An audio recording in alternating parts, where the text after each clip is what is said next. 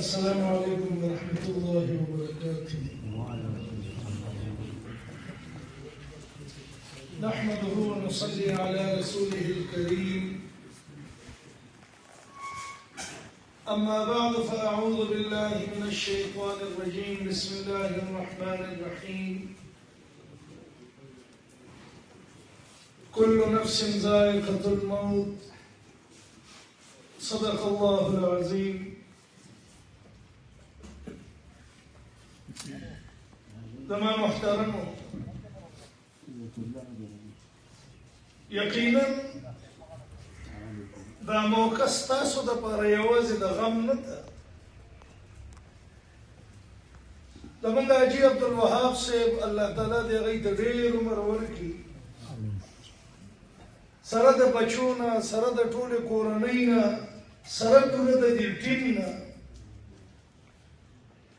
هغه زموږ د جامعه دارالعلوم حقاني د دې نورو اراکینو غوندې مکمل یو رکن دی موږ سره. زما خیال دا دی ټوټل به 3 یا 4 ځله راغلی، مدرسې ته به یې سر رانه باسلي، خو مستقل ورځ و شپه چې دا کوم د هغوی خدمات تاسو ته معلوم دي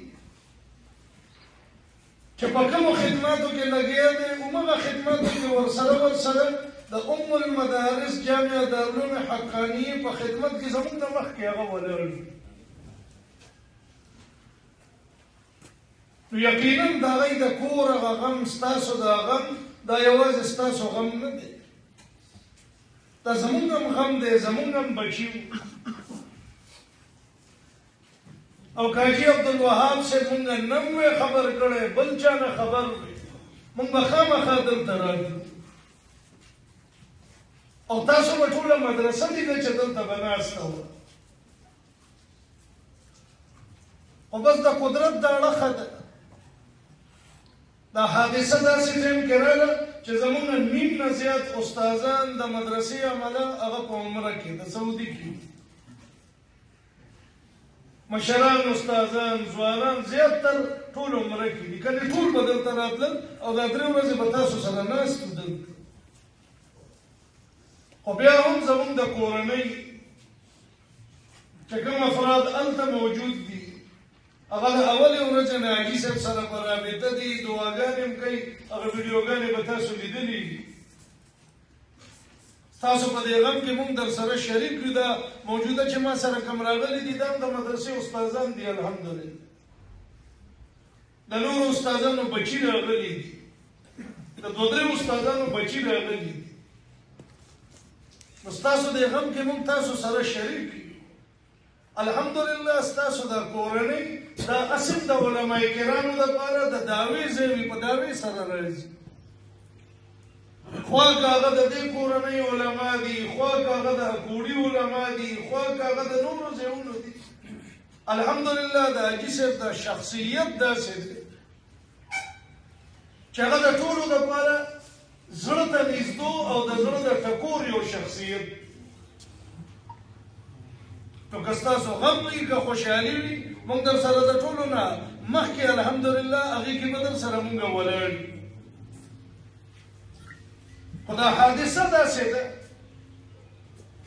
چې یقینا دا ډېره دردناکه حادثه ده.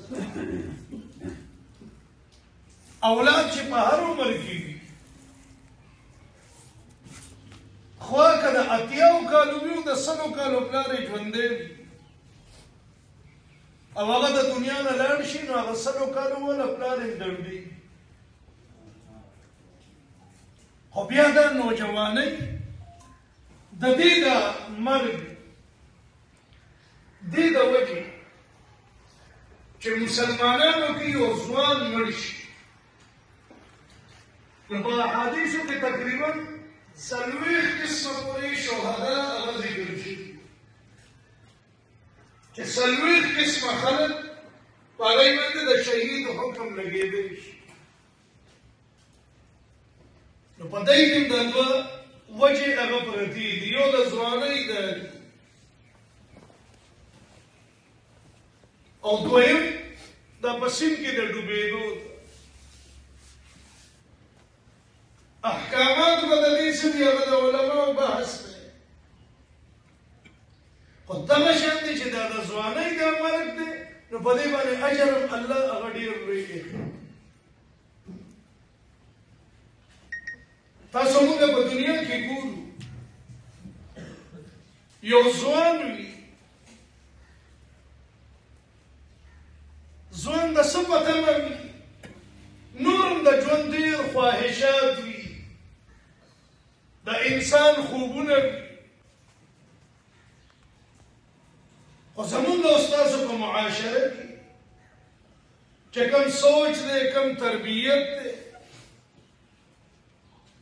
هغه الحمدلله د نیکۍ چې د ځوان سوچ دا وي چې یو ورځ به مې د واده راځي دی واده نه شوی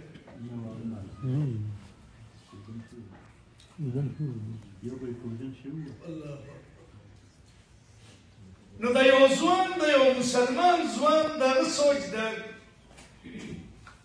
چې زما به واده کېږي ښکلي کپړې به اچوم ځان به برابروم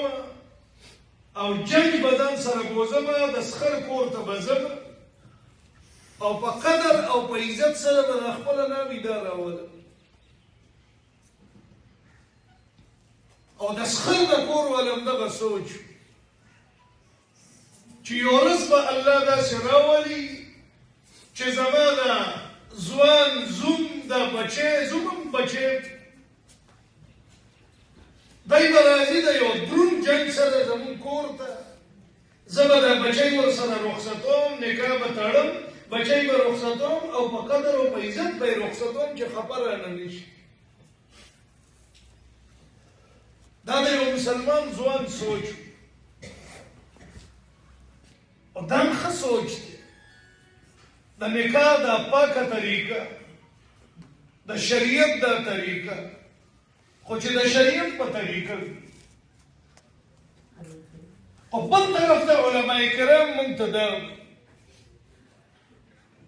چې ګوره ای مسلمانه یو حقیقت دا د سترګو مخې ته کېږي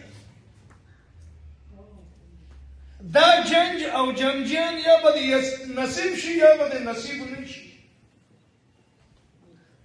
اصل چې ستا کوم جنج دی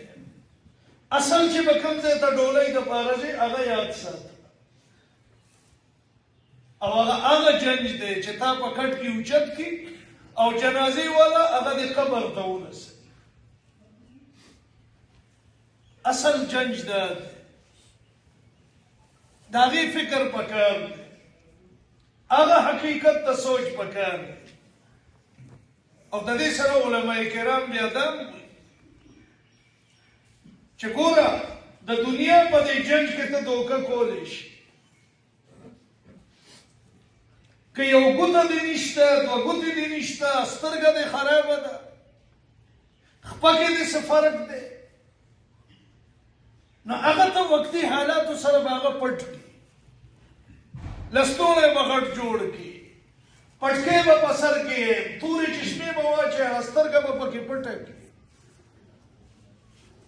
لیکن د آخرت هغه جنج د قبر هغه جنج هغې کې دوکه نه شي